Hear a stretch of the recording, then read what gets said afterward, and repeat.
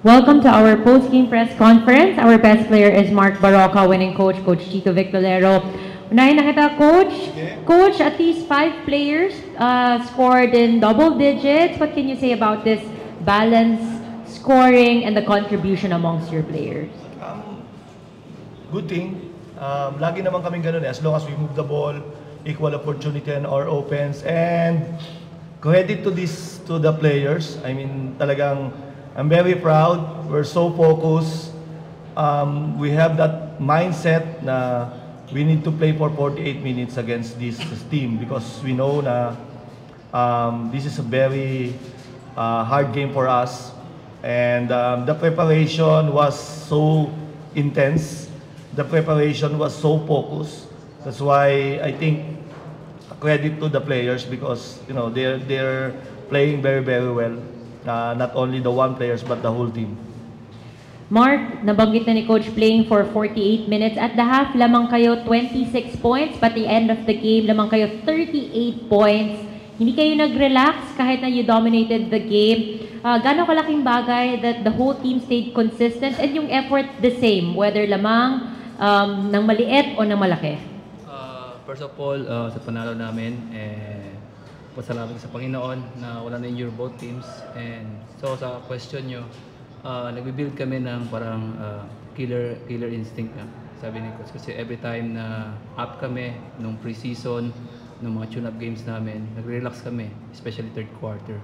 So nagbibuild kami ng character is parang killer instinct talaga. Every time na lalamang kami, kailangan pukpok pa rin, consistency. Kasi yun yung magiging edge namin sa ibang team. Kasi yun yung maging greater team yung team mo kung ganun yung start from finish, yun yung gagawin mo.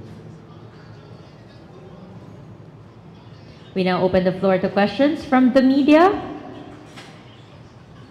Coach, Sunday against Ginebra, another chapter ng Clasico, pero alam natin medyo magiging iba yung ng Clasico ngayon compared to the last 7 years with Justin Ramley out and then with Coach.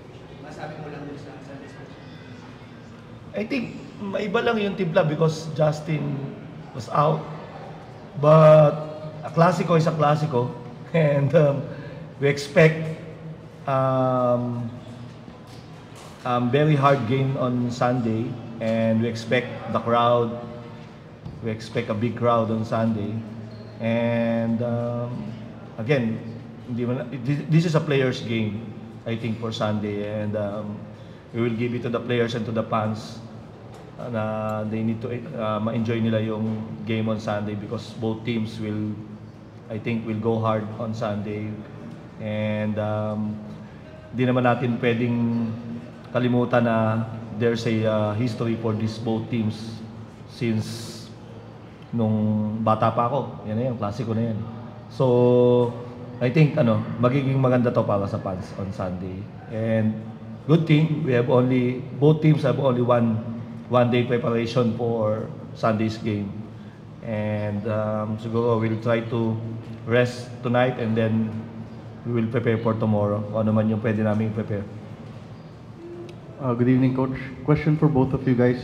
Naalala ko nung season opening game ninyo, sabi mo that you have to teach Tyler Bay some things towards the system. After 3 games, undefeated kayo. Your thoughts on, Coach, your thoughts on his progression and paano siya nag-gel with the team so far? Regarding chemistry, he's doing a good job now. I mean, the team really gel well on Tyler. But meron pa ding mga kailangan kaming i-strengthen doon sa system namin with Tyler, especially on the defensive end. But he helps us a lot offensively and defensively with his energy, with his athleticism. I think medyo may konting kailangan lang kaming ayusin siguro regarding the defensive scheme, yung mga ginagawa namin sa matchup. But he's doing okay, and I think yung progression niya mas maganda, mas mabilis.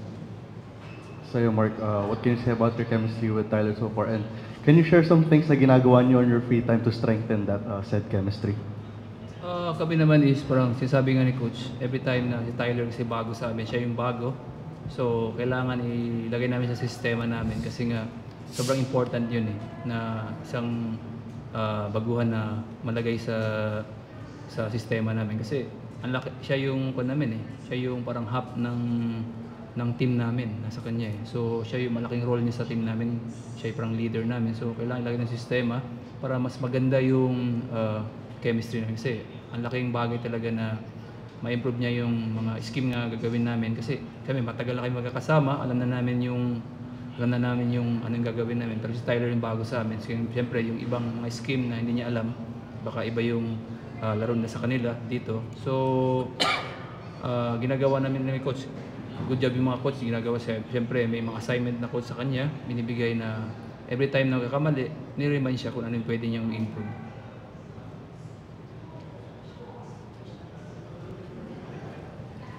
That's it for our post-game press conference. Congratulations, gentlemen. Thank you for your time. Thank you.